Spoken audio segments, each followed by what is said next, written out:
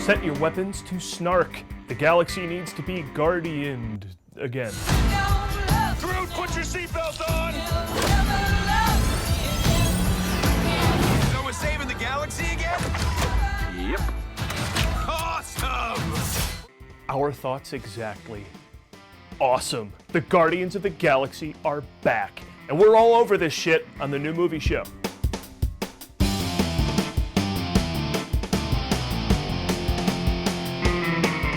Welcome to the New Movie Show, previewing everything new coming to theaters every week.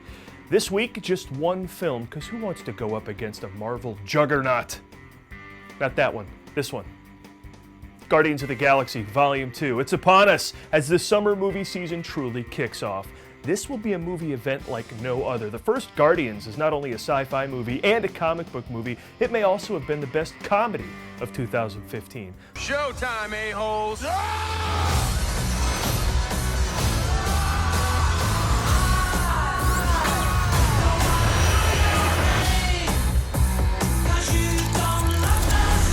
Fleetwood Mac, Sweet, Elvin Bishop, The Runaways, The Five Stair Steps. The Guardians of the Galaxy producers have put all manner of 70s and 80s music into their films and trailers, and it doesn't matter the choice, it always works. And that's proof that the films are so goddamn cool, it doesn't matter what music you use, it's still pretty badass. Make a wish, baby. Well, and I will make it come true. Make a list, baby, of the things I'll do for you. See, in fact, it feels like a challenge to find a song to accompany these clips that'll train wreck it. Sharing horizons that are new to us, watching the signs along the way. Still cool. Sunshine, lollipops, and rainbows. Everything that's wonderful is what I feel when we're together. I'd watch that. Just fall in love again. I didn't think Star-Lord could withstand the power of Anne Murray. It's Friday, gotta get down on Friday. Okay, we're done here. In fact, I'm done here. What am I doing talking about Marvel's Guardians of the Galaxy when we have a superhero movie expert in-house? It's Adam Witt. Thanks, Paul. This sequel has something for everyone. Women who love Chris Pratt, men who love Zoe Saldana, kids and adults who enjoy Baby Groot, people who have a talking raccoon fetish. Is that really a thing? It's a pretty big galaxy, Paul. Gotta be inclusive. When more galaxy is threatened, more characters are needed to defend it. Marvel Studios, the company that set the standard for naming things, brings back all of your favorite names in Guardians of the Galaxy Volume 2. 2015's Guardians of the Galaxy brought to the screen a veritable who's that of superheroes, as it was adapted from both the Marvel comic book and critics who claimed Marvel was running out of characters. Oh, really?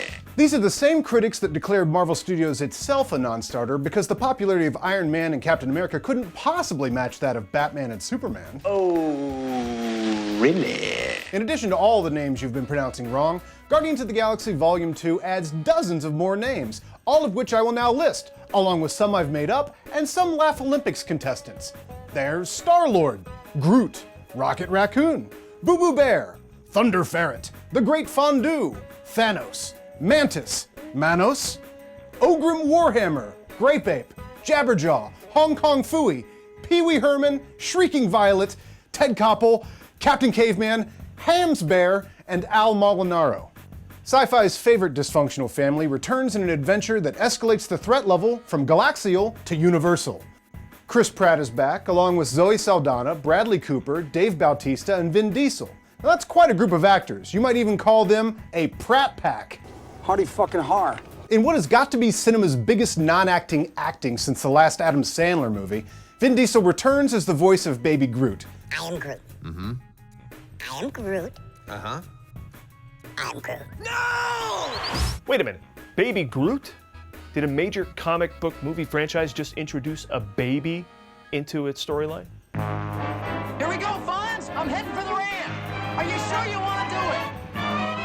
Easy does it there, producers. This isn't the 7th season of Family Ties. This is only the 2nd Guardians movie. Yeah, there will be time for that later. I mean, they haven't even taken the franchise to Hawaii yet. While running around saving the galaxy, Star-Lord tries to determine who his real father is, seeking answers from the most trusted oracle in the universe when it comes to matters of paternity. You are the father. And just who is Star-Lord's father? Well, we wouldn't want to give away any spoilers. That's the trailer's job. And who the hell are you?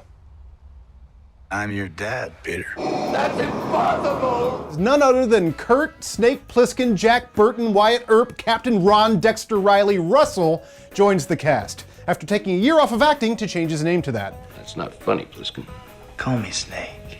With Russell's recent work in the Fast and Furious franchise, and Deepwater Horizon, and The Hateful Eight, does this mean we're having a Russell-sance? That's not a thing. No? Well, it's a thing, just not a word. Will the galaxy be guarded? Will Star-Lord find his father? Does Baby Groot steal our hearts with his childish antics? Will there be a ton of explosions and a great soundtrack? All of those questions and more have already been answered in the trailer. But who cares? It's another Guardians of the Galaxy movie. Of course we'll go. Take all my money. I'm gonna go see this. There wasn't even supposed to be a first Guardians of the Galaxy movie in the first place, and we all went to that one.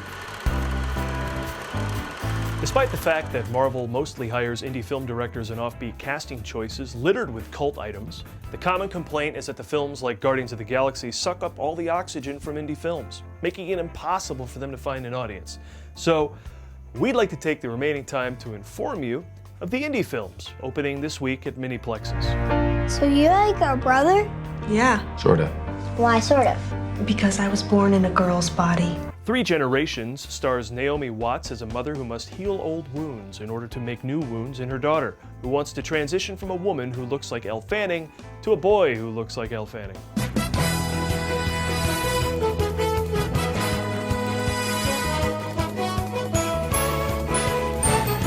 I hate to interrupt the Indie Report, but there's some interesting news about Guardians of the Galaxy Volume 2. Us Weekly is reporting that Miley Cyrus has a cameo in the movie. Now, fans are clamoring to wonder who she is or how she fits into the plot. Dazzler, anyone? Go ahead. You said Elle Fanning is in it. Elle Fanning plays Rey, who must unite her mother and father so he can sign off on her sex reassignment surgery. What did you do, Ray? Susan Sarandon plays her lesbian grandmother, who can't accept that her daughter is trapped in the wrong body.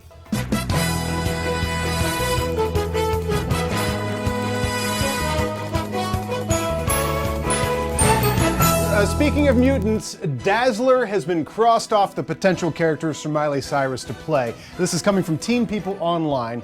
It turns out that the character is owned by 20th Century Fox because she first appeared in the X-Men comic books. So, sorry to interrupt. I just wanted to clarify. Okay. Now, if 3 Generations is too modern for you and Guardians of the Galaxy too futuristic, then don't forget to remember the unforgettable title of this period piece, A Woman's Life.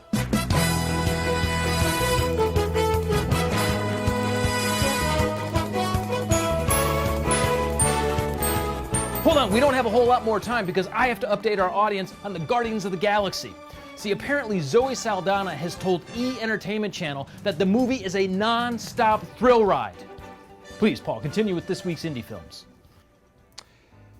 A Woman's Life, just like the novel it's based on, A Woman's Life, from Guy de Maupassant, this movie is as classy as Chris Pratt is smarmy.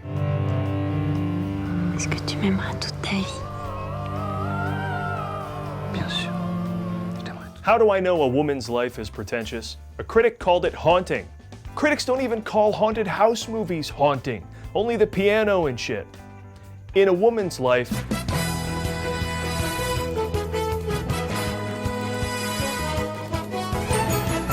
I have to interrupt because Twitter is going nuts about Instagram. Apparently, moments ago, Anna Faris, Chris Pratt's wife, just posted a selfie. Now, we don't have this to show to you yet because it is developing. if A Woman's Life is not nearly pretentious enough for you, then perhaps you'll like The French Man with a Hat Who Stared at His Tea and Cried. Did you see the video they released on the first day of shooting on Avengers Infinity War? You mean with Tony Stark and Spider-Man? Yes! So oh my gosh, I'm so excited to see how it connects to the rest of the Guardians of the Galaxy. This is crazy. Back to you, Paul.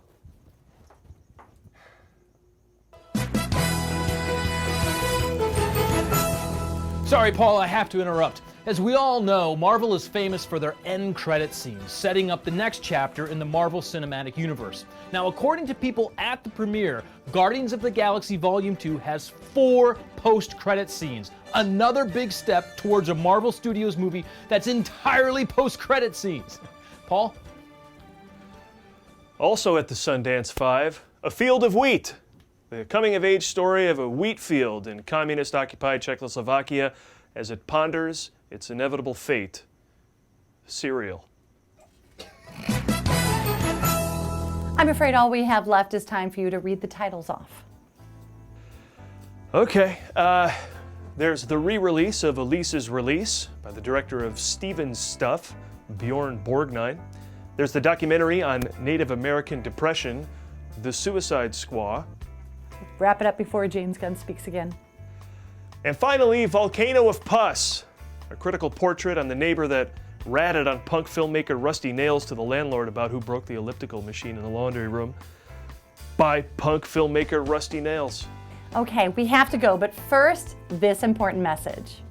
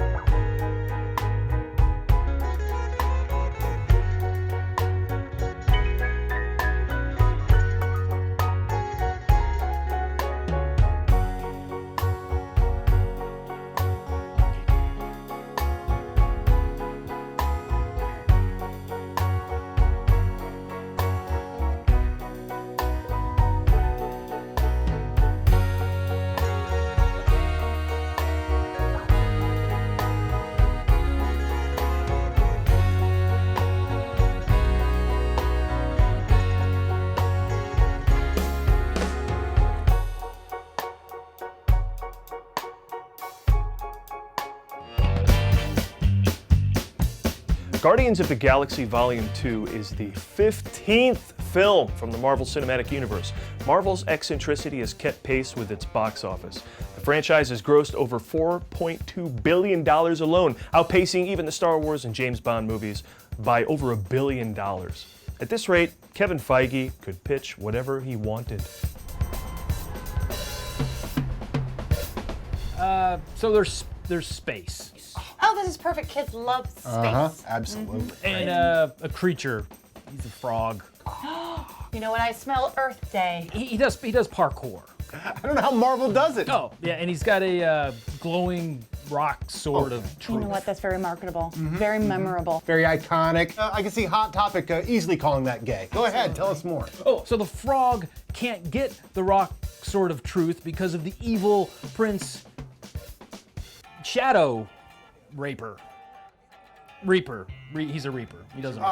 It's fantastic. That's much more marketable. You know what? Kenner could put together some sort of creatures. Oh yeah, we have creatures. Ooh. Of course. Creatures like Blood Cloud and Scary Nightmare Clown. I'm so frightened already. Dracula Dragon, I love this. I'm hooked on this. who turns into a Frankenstein. So Will our heroes escape? sure. Hey, don't spoil it. Don't spoil it. Don't spoil it. I'm listening.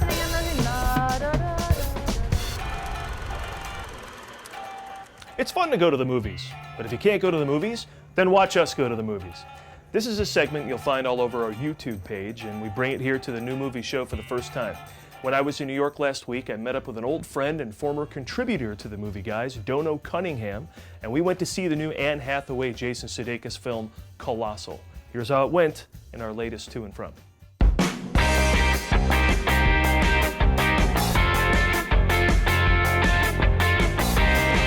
Hey, it's Paul, your movie guy, and with Dono, who's contributed to the Movie Guys before. We're about to go see Colossal. Now, what is Colossal you're saying? Well, you're saying what everybody's saying. It's really huge. It means big and huge, but it got a super small release. Nobody's heard of it. It's a monster movie with Anne Hathaway. So we're going to go check it out. Legion is in it. What's that dude's name? The guy who plays Legion? Yeah. And the FX show Legion? Ken something or other. And that Oh, guy I you really mean- love for Oh Brother We're Out There was also in this. Who's that? The little short guy in Oh Brother We're Out There. The three. Timothy Blake Nelson? Yes. He's really good with names. That's why he's the movie guy. The movie guy. There's an AMC theater here in Times Square. AMC 25. 25. Suck it, Suburbia. I saw a movie in this theater, almost turned it down to hang out with a girl in a bar. Luckily I didn't. We went to see the Simpsons movie there. Halfway through the movie, there was a blackout on this block. Like everything was dark. And like blackout, like there's no exit signs or anything. Apparently there's no batteries in the exit signs in modern New York buildings. Who knew? So as far as you're concerned, Springfield's still under a giant bubble. Yeah. All right, behind us here, this is the Regal Cinemas 4DX experience. That's not where we're going, but Dono wishes we were. You love the 4DX, right? I do. I'm a big 40X fan. They all the spray way. shit on you, right? It's good for the skin. Your seats Can you move. request lotion? And if so, are we in the right theater? Do you want the lotion to squirt up at certain parts? That's what I'm There's saying. probably certain movies they could cut that in and it would be an effect. Be 4D triple X. There's Thank you and smoke. good night. Guess what it's about? All right, well, I know there's a monster in it. I know there's a little kid in it. So I'm guessing Anne Hathaway is either put upon single mom, father has either dumped her or died. I guess I should be more specific. I'm guessing died because she's really sad. So the monster is a metaphor for her pain. Oh, it's a monster calls. A monster calls Anne Hathaway. Exactly. Monster calls collect. Because it was a deadbeat dad. Oh my god, this monster is a metaphor for my dad. Yes! Why aren't you dating anyone nice? Favorite Anne Hathaway movie? Dark Knight Rises was good. Brokeback Mountain is excellent. Probably the one that. And it's weird because you can see me in the lobby. She's crossing to go to work to go see. The Intern? Oh, wait, Devil Wears Prada. Yeah. That's my favorite too. Wait a minute, The Devil Wears Prada is the best Anne Hathaway movie. You know, movie jail. This is our concept, Dad. There's a movie you should have seen by now, but you haven't. That puts you in movie jail. If you haven't Even seen though it should Shawshank be, there's Redemption. some movies that have been made that they should be in jail for making. But it's not that at all. No, that's if you're Adam Sandler. That would be the logical. This is the movie you should have seen by now. And I can't come up with one for Dono. I think Rudy might be it because I can't remember seeing. I know I've seen the ending. Yeah, Rudy is in. Rudy is in. But it took a long time to get to Rudy. Guy's seen everything. Yeah, but you went through the top AFI and like who hasn't seen those? It's like every film student has seen that crap. I haven't seen High Noon. Have you seen High Noon? Yes. See? Can't go any further. There's a truck in our way. It's Colossal. See, once a century in New York, they pick up the garbage, so it's century pickup. And we happen to pick that day to be wandering around. All right, let's go see Colossal. You ready? I'm ready to see Colossal. Let's do it.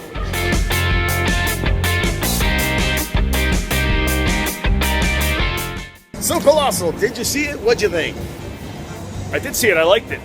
You know, Yeah, I thought you were there. that level of film always, well, not always, but is the level you can count on most often to deliver a unique story. That's what that was. It created scenes in the movie that took place in Seoul, Korea. But by virtue of the fact that they didn't add in a million bazillion CGI extras means they had creativity left over to work on the story. And they didn't try to like fit in like a family in Seoul that like has like a subplot. Like they were like, That's true. This we movie got a told weird the enough story. Let's not dilute it down with like a billion characters. And That is an astute observation. it had a real Charlie Kaufman, Spike Jonze feel to it for me. Just in case the footage suddenly looks better, my crap phone just shit the bed, so now we're on to donuts.